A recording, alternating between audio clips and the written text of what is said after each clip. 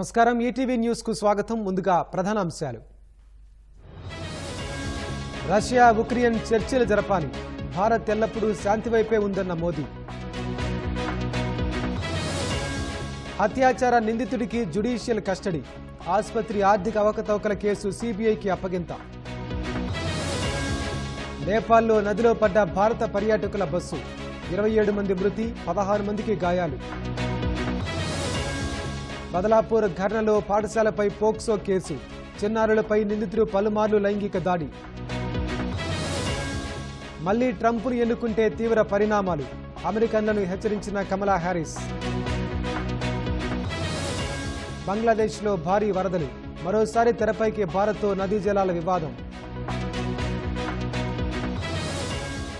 Reliance home finance నిధుల మళ్లింపు ఆరోపణలు